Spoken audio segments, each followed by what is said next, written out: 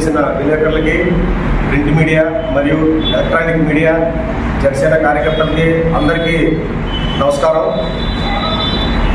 నిన్న ముఖ్యమంత్రి జగన్మోహన్ రెడ్డి గారు రాప్తాడులో సిద్ధం అంటూ ఒక సభ పెట్టి ప్రజాధనాన్ని, అధికారాన్ని దుర్వినియోగం చేస్తూ బల ప్రదర్శనకు దిగి ఒక సామాన్య విలేకరు ఆంధ్రజ్యోతి శ్రీకృష్ణ నేతను తన యొక్క డ్యూటీలో భాగంగా ఫోటోలు తీస్తూ ఉంటే విచక్షణ రహితంగా దాడి చేసి తీవ్ర గాయాలైనట్టు చేశారు. ఆ విషయాన్ని మాచర్ల జనసేన పార్టీ తీవ్రంగా ఖండిస్తూ ఉంది. ఈ ఒకటే కాదు, గతంలో కూడా పలుమార్లు ఈ వైసీపీ ప్రభుత్వం, ఈ వైసీపీ గోండాలు, వైసీపీ కార్యకర్తలు పలుమార్లు చేస్తానే ఉన్నారు. గత కొన్ని రోజులుగా ముఖ్యమంత్రి గారు సిద్ధం అంటూ ముందుకొచ్చారు.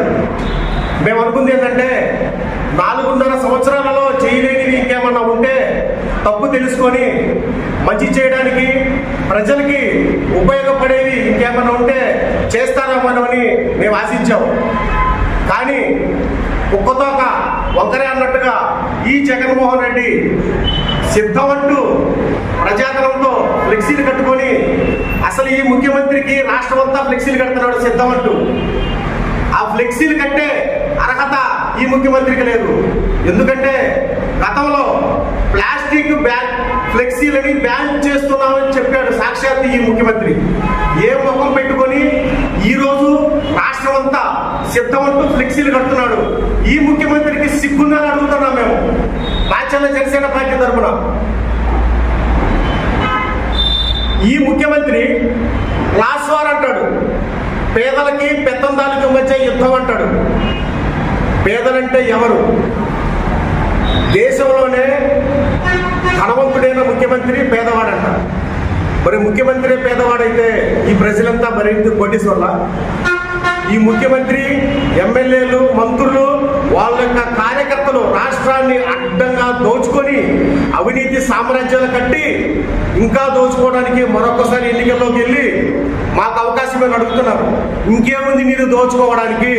ఈ రాష్ట్రంలో దోచుకోవడానికి ఇంకేం లేదు. ఎంత నాశనం చేయాలో అంత నాశనం చేసి కూర్చున్నారు. ఇంకా ఏమైనా ఉందంటే పవన్ కళ్యాణ్ గారు, చంద్రబాబు నాయుడు గారు ఉమ్మడి ప్రభుత్వంలో బాగు చేయడమే తప్పించి ఇంకా నాశనం చేయడానికి ఏం మిగలలేదు. మహా అయితే బాగు చేస్తారు ఈ రాష్ట్రాన్ని. అదేవిధంగా ఈ ముఖ్యమంత్రి నిజంగా పేదవాడైతే, పేద ముఖ్యమంత్రి అయితే ఈరోజు మీ మంత్రులు, మీ రాజ్యసభ సభ్యులు, మీ ఎమ్మెల్యేలని ఒక్కసారి చూసుకోండి, కళ్ళు తెరిచి. రాష్ట్ర ప్రజలారా ఒక్కసారి సూక్ష్మంగా ఆలోచించండి. ఈ జగన్మోహన్ రెడ్డి పార్టీ పునాదులు, పార్టీ పుట్టుక ఒక పేద శవాల నుంచి పుట్టింది. వాళ్ళ నాన్నగారు చనిపోతే